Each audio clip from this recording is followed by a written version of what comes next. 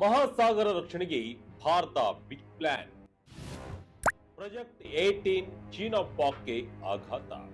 S ವೀಕ್ಷಕರೇ, ಭಾರತ ಇವತ್ತು ಜಾಗತಿಕ ಸೂಪರ್ ಪವರ್ ಆಗಿ ಹೊರಹೊಮ್ಮುತ್ತಿರುವ ಬೆನ್ನಲ್ಲೇ ತನ್ನ ಕಡಲ ಗಡಿಗಳ ರಕ್ಷಣೆಗೆ ಹೆಜ್ಜೆ ಇಡಬೇಕಾದ ಅನಿವಾರ್ಯತೆ ಎದ್ದಿದೆ. ಇತ್ತೀಚಿನ ದಿನಗಳಲ್ಲಿ ಪಾಕಿಸ್ತಾನದ ಅತ್ಯಾಧುನಿಕ ಹ್ಯಾಂಗೋರ್ ಕ್ಲಾಸ್ ಸಬ್ ಮರೀನ್ ಕುರಿತು ಜಾಗತಿಕ ಮಟ್ಟದಲ್ಲಿ ಭಾರಿ ಚರ್ಚೆಗಳು ನಡೆಯುತ್ತಿವೆ. ಬರೋಬ್ಬರಿ 55 ವರ್ಷಗಳ ಬಳಿಕ ಪಾಕಿಸ್ತಾನವು ಚೀನಾದ ಕುತಂತ್ರದ ಬೆಂಬಲದೊಂದಿಗೆ ತನ್ನ ಜಲಾಂತರ್ಗಾಮಿಯ ನೌಕೆಯನ್ನ ಭಾರತದ ಹೆಬ್ಬಾಗಿಲಾಗಿರುವ ಬಂಗಾಳ ಕೊಲ್ಲಿಗೆ ಇಳಿಸಲಿದೆಯೇ ಎಂಬ ಅನುಮಾನ ಸೃಷ್ಟಿಯಾಗಿದೆ. ಇದರ ಬೆನ್ನಲ್ಲೇ ಇತ್ತ ಚೀನಾ ದೇಶವು ಭಾರತವನ್ನ ಕಡಲ ಗಡಿಯಲ್ಲಿ ಸುತ್ತುವರಿಯಲು ಸ್ಟ್ರಿಂಗ್ ಆಫ್ ಪಲ್ಸ್ ಎಂಬ ಕುತಂತ್ರದ ಜಾಲ ಹೆಣೆದಿದೆ. ಹೌದು ವೀಕ್ಷಕರೇ, ಭಾರತದ ಕಡಲ ರಕ್ಷಣೆಗೆ ಈಗಲೇ ಸೂಕ್ತ ಮತ್ತು ದೃಢವಾದ ಕ್ರಮಗಳನ್ನು ಕೈಗೊಳ್ಳದೆ ಹೋದರೆ ಮುಂದಿನ ದಿನಗಳಲ್ಲಿ ದೇಶದ ಭದ್ರತೆಗೆ ಭಾರಿ ಸಂಚಕಾರ ಕಾದಿದೆ ಎಂದು ಹೇಳಲಾಗ್ತಾ ಇದೆ.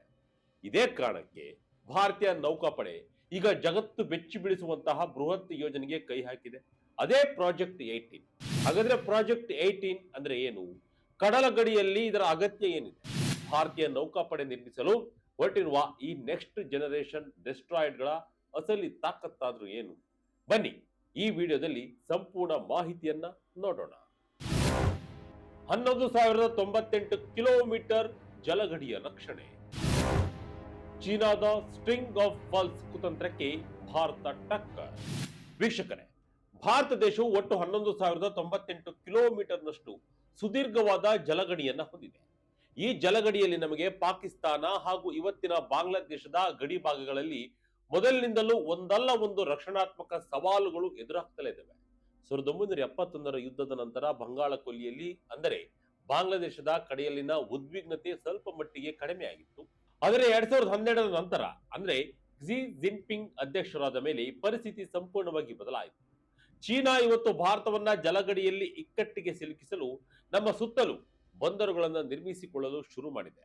ಮಯನ್ಮಾರ್, ಬಾಂಗ್ಲಾದೇಶ, ಶ್ರೀಲಂಕಾ, ಮಾಲ್ಡೀವ್ಸ್, ಜಿಬೂಟಿ ಮತ್ತು ಪಾಕಿಸ್ತಾನ ಸೇರಿದಂತೆ ಭಾರತದ ಜಲಗಡಿಯ ಸುತ್ತಲೂ ಚೀನಾ ತನ್ನ ಮಿಲಿಟರಿ ನೆಲೆಗಳನ್ನು ಸ್ಥಾಪಿಸಿದೆ. ಇದಕ್ಕೆ ಪರ್ಯಾಯವಾಗಿ ಭಾರತ ಕೂಡ ಚೀನಾವನ್ನ ಸುತ್ತುವರಿಯಲು ನೆಕ್ಲೆಸ್ ಆಫ್ ಡೈಮಂಡ್ಸ್ ತಂತ್ರವನ್ನ ರೂಪಿಸುತ್ತಿದ್ದರೂ ಹಿಂದೂ ಮಹಾಸಾಗರಕ್ಕೆ ಚೀನಾದ ಗುಪ್ತಚರ ಮತ್ತು ಯುದ್ಧ ಹಡಗುಗಳ ಅಕ್ರಮ ಪ್ರವೇಶ ಹೆಚ್ಚಾಗ್ತಲೇ ಇದೆ. ಭಾರತವು ಯಾವುದೇ ಪ್ರಮುಖ ಮಿಸೈಲ್ ಪರೀಕ್ಷೆ ನಡೆಸುವಾಗಲೂ ಚೀನಾ ತನ್ನ ಗೂಢಚಾರಿ ಹಡಗುಗಳನ್ನು ಕಳುಹಿಸಿ ತಗದೆ ತೆಗಿತಾ ಇದೆ.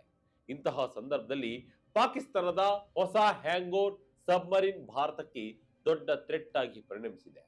ಈ ಎಲ್ಲಾ ಕಂಟಕಗಳನ್ನ ಧೂಳಿಪಟ ಮಾಡಲೆಂದೇ ಭಾರತ ಈಗ ಪ್ರಾಜೆಕ್ಟ್ 18 ಅನ್ನ ಜಾರಿಗೆ ತರ್ತಾ ಇದೆ. ಏನಿದು ನೌಕಾಪಡೆಯ ಸೀಕ್ರೆಟ್ ಪ್ರಾಜೆಕ್ಟ್ 18? ದೊಡ್ಡದಾದ ನೆಕ್ಸ್ಟ್ ಜನರೇಷನ್ ಡೆಸ್ಟ್ರಾಯರ್. ಎಸ್ ವೀಕ್ಷಕರೇ, ಈ ಪ್ರಾಜೆಕ್ಟ್ 18 ಎನ್ನುವುದು ಭಾರತೀಯ ನೌಕಾಪಡೆಗಾಗಿ ಅತ್ಯಾಧುನಿಕ next generation guided missile destroyer ಯುದ್ಧ ನೌಕೆಗಳನ್ನು ನಿರ್ಮಿಸುವ ಬೃಹತ್ ಯೋಜನೆಯಾಗಿದೆ. ಸದ್ಯ ಭಾರತೀಯ ನೌಕಾಪಡೆಯಲ್ಲಿ ಕಾರ್ಯನಿರ್ವಹಿಸುತ್ತಿರುವ ಅತ್ಯಂತ ಪ್ರಬಲ ಯುದ್ಧ ನೌಕೆಗಳಾದ ವಿಶಾಖಪಟ್ಟಣಂ ಕ್ಲಾಸ್ ಡೆಸ್ಟ್ರಾಯರ್ಗಳ ನಂತರ ಅದಕ್ಕಿಂತಲೂ ಬೃಹತ್ ಹಾಗೂ ಅತ್ಯಾಧುನಿಕ ಸ್ಟೆಲ್ತ್ ತಂತ್ರಜ್ಞಾನವನ್ನ ಹೊಂದಿರುವ ಡೆಸ್ಟ್ರಾಯ್ಡ್ಗಳನ್ನ ನಿರ್ಮಿಸುವುದು ಈ ಯೋಜನೆಯ ಮುಖ್ಯ ಗುರಿಯಾಗಿದೆ. ಸದ್ಯ ಈ ಯೋಜನೆ ವಿನ್ಯಾಸದ ಹಂತದಲ್ಲಿದ್ದು ಇದನ್ನ ಭಾರತೀಯ ನೌಕಾಪಡೆಯ ವಾರ್ಶಿಪ್ ಡಿಸೈನ್ ಬ್ಯೂರೋ ನೇತೃತ್ವದಲ್ಲಿ ಭಾರತದ ಪ್ರಮುಖ ಹಡಗು ನಿರ್ಮಾಣ ಸಂಸ್ಥೆಗಳ ಸಹಯೋಗದೊಂದಿಗೆ ಸಂಪೂರ್ಣ ಸ್ವದೇಶಿ ತಂತ್ರಜ್ಞಾನವನ್ನ ಬಳಸಿ ಅಭಿವೃದ್ಧಿಪಡಿಸಲಾಗ್ತಾ ಇದೆ. ಯುದ್ಧದ ಸಂದರ್ಭದಲ್ಲಿ ಭಾರತದ ಹೆಮ್ಮೆಯ ಏರ್ ಕ್ರಾಫ್ಟ್ ಕ್ಯಾರಿಯರ್ಗಳಾದ INS ವಿಕ್ರಾಂತ್ ಹಾಗೂ INS ವಿಕ್ರಮಾದಿತ್ಯ ನೌಕೆಗಳಿಗೆ ಬೆಂಗಾವಲಾಗಿ ನಿಂತು ರಕ್ಷಣೆ ನೀಡಲು ಈ ಬೃಹತ್ ಡೆಸ್ಟ್ರಾಯರ್ಗಳನ್ನ ಬಳಸಿಕೊಳ್ಳಲಾಗುತ್ತದೆ. ವಾಯು ರಕ್ಷಣೆ ಆಂಟಿ ಸಬ್ಮರೀನ್ ವಾರ್ಫೇರ್. 13 ಡೆಸ್ಟ್ರಾಯರ್ ಭಾರತದ ಸೇನಾ ಬಲ ಎಷ್ಟು? ವೀಕ್ಷಕರೇ, ಇಷ್ಟಕ್ಕೂ ಈ ಯುದ್ಧ ನೌಕೆಗಳ ಸಾಮರ್ಥ್ಯ ಎಂತಹದ್ದು ಗೊತ್ತಾ?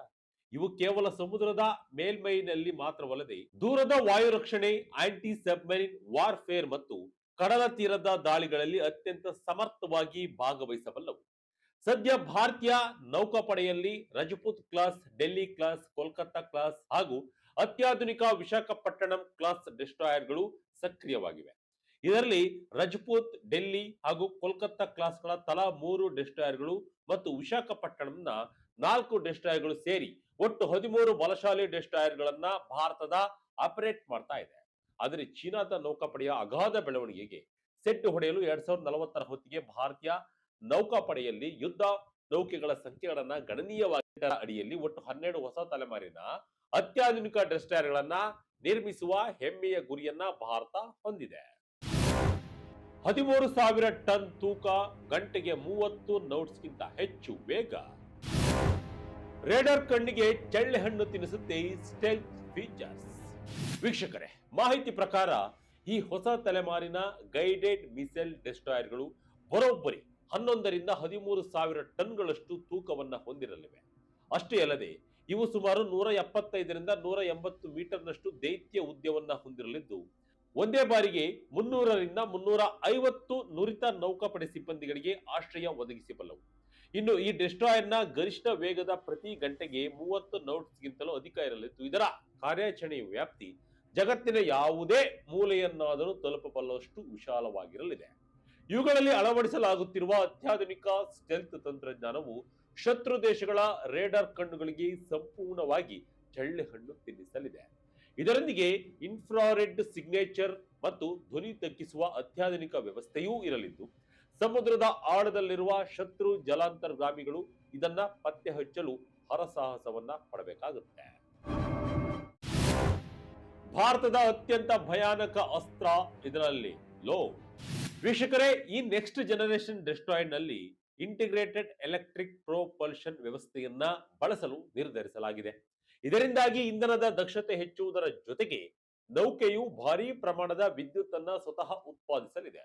ಈ ಅಗಾಧ ವಿದ್ಯುತ್ ಉತ್ಪಾದನೆಯು ಭವಿಷ್ಯದಲ್ಲಿ ಭಾರತೀಯ ನೌಕಾಪಡೆ ಬಳಸಲಿರುವ ಅತಿ ಭಯಾನಕ ಮತ್ತು ಅತ್ಯಾಧುನಿಕ ಲೇಸರ್ ವೆಪನ್ಸ್ ಗಳನ್ನ ಬಳಸಲು ಮಹತ್ವದ ದಾರಿಯನ್ನ ಮಾಡಿಕೊಡುತ್ತದೆ. ಇನ್ನು ಇದರ ಆಯುಧಗಳ ಬತ್ತಳಿಕೆಯನ್ನ ನೋಡಿದರೆ ಶತ್ರುಗಳಿಗೆ ಬೆವರು ಇಳಿಯುವುದು ಗ್ಯಾರಂಟಿ.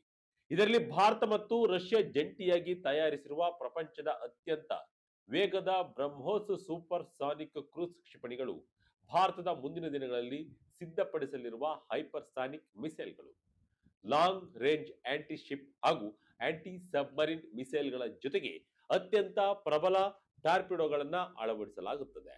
ಇದಕ್ಕಾಗಿ ಬರೋಬ್ಬರಿ 144 ವರ್ಟಿಕಲ್ ಲಾಂಚಿಂಗ್ ಸಿಸ್ಟಮ್ ಸೆಲ್ಗಳನ್ನ ಬಳಸಲಾಗುತ್ತಿದ್ದು, ಬರಾಕ್ 8 ಮತ್ತು VLSRSM ಕ್ಷಿಪಣಿ ವ್ಯವಸ್ಥೆಗಳು ಶತ್ರುಗಳ ವಿಮಾನಗಳು, ಹೆಲಿಕಾಪ್ಟರ್ಗಳು, ಡ್ರೋನ್ಗಳು ಮತ್ತು ಕ್ಷಿಪಣಿಗಳಿಂದ ಈ ನೌಕೆಗೆ ಉಕ್ಕಿನ ಕೋಟೆಯಂತಹ ರಕ್ಷಣೆಯನ್ನ ನೀಡಲಿದೆ.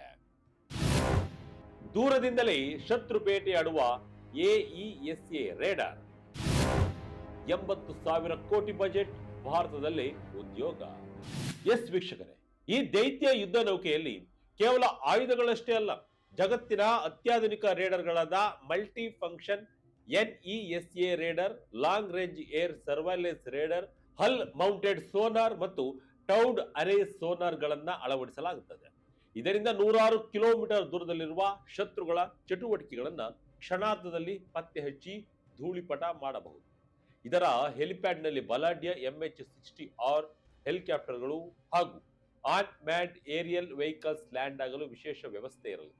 ಈ ಬೃಹತ್ ಯೋಜನೆಗೆ ಭಾರತ ಸರ್ಕಾರ ಅನುಮತಿ ಅಗತ್ಯವಿದ್ದು, ಇದಕ್ಕಾಗಿ ಬರೋಬ್ಬರಿ 70ರಿಂದ 80,000 ಕೋಟಿ ರೂಪಾಯಿಗಳ ಬಜೆಟ್ ಬೇಕಾಗಬಹುದು ಎಂದು ಅಂದಾಜಿಸಲಾಗಿದೆ. ಈ ಯೋಜನೆಗೆ ಹಸಿರು ನಿಶಾನೆ ಸಿಕ್ಕರೆ Mazagon dock ship builders limited, garden reach ship builders, DRDO, BEL ಮತ್ತು ಬ್ರಹ್ಮೋಸ್ ಏರ್ಸ್ಪೇಸ್ ಸಂಸ್ಥೆಗಳು ಒಟ್ಟಾಗಿ ಕೆಲಸ ಮಾಡಲಿವೆ. ಇದರಿಂದ ಭಾರತದ 106 MSMEಗಳಿಗೆ ಆರ್ಡರ್ ಸಿಗಲಿದ್ದು, ದೇಶದಲ್ಲಿ ಲಕ್ಷಾಂತರ ಹೊಸ ಉದ್ಯೋಗಗಳು ಸೃಷ್ಟಿಯಾಗಲಿವೆ ಮತ್ತು ದೇಶದ ಆರ್ಥಿಕ ಹೊರೆ ಕಡಿಮೆಯಾಗಲಿದೆ. ಜಾಗತಿಕ ಸೂಪರ್ ಪವರ್ಗಳೊಂದಿಗೆ ಡೆಸ್ಟ್ರಾಯರ್ ಹೋಲಿಕೆ. ಅಮೆರಿಕ, ಚೀನಾ, ಜಪಾನ್ ಸಾಲಿಗೆ ಸೇರಲಿದೆಯೇ ಭಾರತ? ವೀಕ್ಷಕರೇ, ಆಗಿನಿಂದಲೂ ನಾವು ಡೆಸ್ಟ್ರಾಯರ್ ಅಂತ ಹೇಳ್ತಾ ಇದೀವಲ್ಲ, ಹಾಗಾದ್ರೆ ಏನು ಅನ್ನೋ ಪ್ರಶ್ನೆ ನಿಮ್ಮಲ್ಲಿ ಮೂಡಿರಬಹುದು. ಈ ಡೆಸ್ಟ್ರಾಯರ್ ಇರುವುದು ಆಧುನಿಕ ನೌಕಾಪಡೆಯಲ್ಲಿ ಅತ್ಯಂತ ಶಕ್ತಿಶಾಲಿ ಹಾಗೂ ಬಹುಮುಖ ಪಾತ್ರವನ್ನ ನಿರ್ವಹಿಸುವ ಸರ್ವ ಸಮರ್ಥ ಯುದ್ಧ ನೌಕೆ. ಇದನ್ನ ಯಾವುದೇ ದೇಶದ ನೌಕಾಪಡೆಯ ಏರ್ ಕ್ರಾಫ್ಟ್ ಕ್ಯಾರಿಯರ್ಗಳು, ಸಬ್ಮರೀನ್ಗಳು ಮತ್ತು ವಾಣಿಜ್ಯ ಹಡಗುಗಳ ರಕ್ಷಣೆಗಾಗಿ ನಿಯೋಜಿಸಲಾಗುತ್ತದೆ. ಇದು ಸಮುದ್ರದಲ್ಲಿ ಏಕಕಾಲಕ್ಕೆ ಗಾಳಿ, ನೀರು ಮತ್ತು ಜಲ ಅಂತರ್ಗಾಮಿ ಯುದ್ಧಗಳನ್ನ ಎದುರಿಸಬಲ್ಲದು. ಸದ್ಯ ಜಗತ್ತಿನಲ್ಲಿ ಅಮೆರಿಕದ ಅತ್ಯಂತ ಪ್ರಸಿದ್ಧ ಆರ್ಲಿ ಬ್ರೂಕ್ ಕ್ಲಾಸ್, ಬ್ರಿಟನ್ನ ಟೈಪ್ 45, ಚೀನಾದ ಅತ್ಯಂತ ಶಕ್ತಿಶಾಲಿ ಟೈಪ್ 055, ಜಪಾನ್ನ ಮಯಾ ಕ್ಲಾಸ್ ಮತ್ತು ನಮ್ಮ ದೇಶದ ವಿಶಾಖಪಟ್ಟಣಂನ ಕ್ಲಾಸ್ ಅತ್ಯಂತ ಪ್ರಮುಖ ಡೆಸ್ಟೈನರ್ಗಳಾಗಿವೆ. ಈ ಪ್ರಾಜೆಕ್ಟ್ 18 ಅಡಿಯಲ್ಲಿ ಭಾರತ ಡೆಸ್ಟೈನ್ ಇವೆಲ್ಲದಕ್ಕಿಂತಲೂ ಹೆಚ್ಚು ಅತ್ಯಾಧುನಿಕ ಹಾಗೂ ಶಕ್ತಿಶಾಲಿಯಾಗಿರಲಿದೆ ಎನ್ನಲಾಗ್ತಿದೆ.